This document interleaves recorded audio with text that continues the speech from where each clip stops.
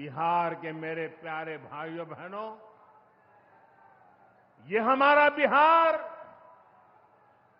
वीर कंवर सिंह जी की धरती है।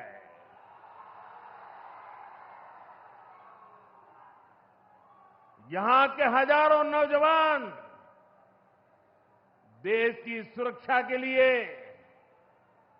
सेना में, बीएसएफ में अपनी जवानी खपा देते हैं। ऑपरेशन सिंदूर में दुनिया ने हमारी बीएसएफ का भी अभूतपूर्व पराक्रम और अदम्य साहस देखा है। हमारी सीमाओं पर तैनात बीएसएफ के जाबाज सुरक्षा की अभेद चट्टान है। मां भारती की रक्षा हमारे बीएसएफ के जवानों के लिए सर्वोपरि है। और यही मातृभूमि के सेवा का पवित्र कर्तव्य निभाते हुए 10 मई को सीमा पर बीएसएफ सब इंस्पेक्टर इम्तियाज शहीद हो गए थे। मैं बिहार के इस वीर बेटे को आदरपूर्वक श्रद्धांजलि देता हूं। और मैं आज बिहार की धरती से फिर दोहराना चाहता हूं, ऑपरेशन सिंदूर में भारत की जो ताकत दुश्मन ने देखी है, लेकिन दुश्मन समझ लें ये तो हमारे तर्कस का केवल एक ही तीर है। आतंकवाद के खिलाफ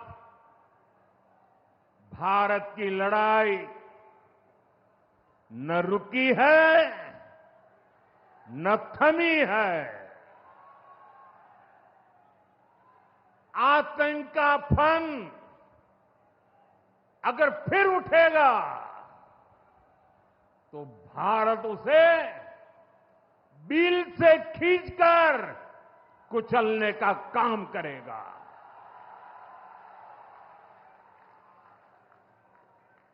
साथियों, हमारी लड़ाई देश के हर दुश्मन से है, फिर वो चाहे सीमा पार हो या देश के भीतर हो। बीते वर्षों में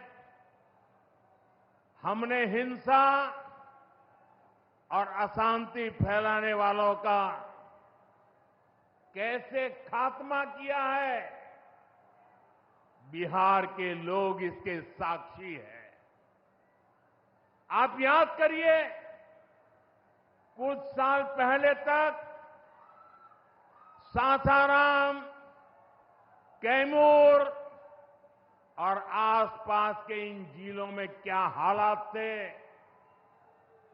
नक्सलवाद कैसे हावी था, मुंह पर नकाब लगाए, हाथों में बंदूक थामे नक्सली कब कहां सड़कों पर निकल आए, हर किसी को ये खौफ रहता था। सरकारी योजना आती थी पर नागरिकों तक पहुंचती ही नहीं थी। नक्सल प्रभावित गांव में न तो अस्पताल होता था, न मोबाइल टावर, कभी स्कूल जलाए जाते थे, कभी सड़क बनाने वालों को मार दिया जाता था। इन लोगों का बाबा साहब आंबेडकर के संविधान पर कोई विश्वास नहीं था। नीतीश जी ने उन परिस्थितियों में भी यहां विकास की पूरी कोशिश की। 2014 के बाद से हमने इस दिशा में और तेजी से काम किया। हमने माओवादियों को उनके किया की सजा देनी शुरू की। हम युवाओं को विकास की मुख्य धारा में भी लेकर आए। 11 सालों की दृढ़ प्रतिज्ञा का फल आज देश को मिलना शुरू हुआ है। 2014 से पहले देश में 125 से ज्यादा जिले नक्सल प्रभावित थे। अब सिर्फ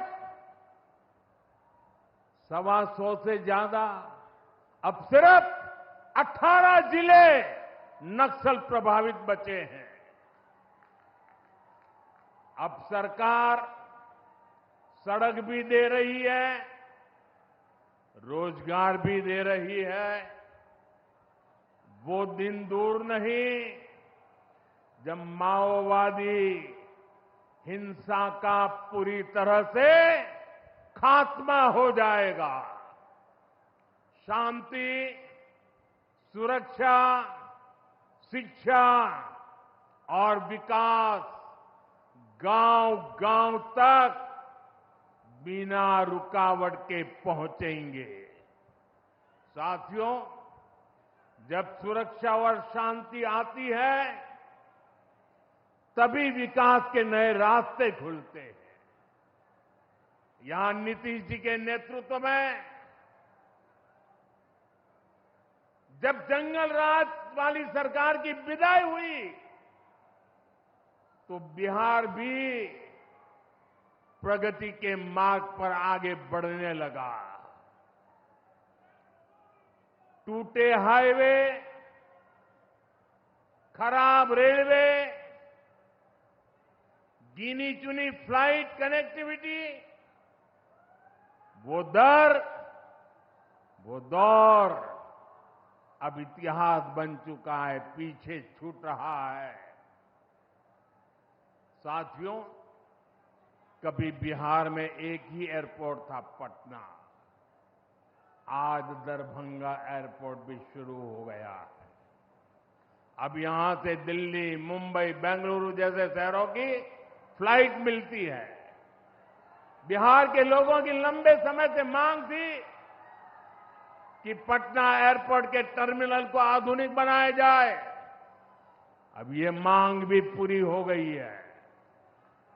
कल शाम मुझे पटना एयरपोर्ट की नई टर्मिनल बिल्डिंग का लोकार्पण करने का सौभाग्य मिला है।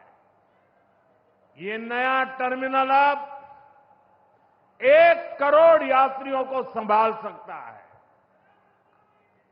बिहटा एयरपोर्ट पर भी 1400 करोड़ रुपए का निवेश हो रहा है।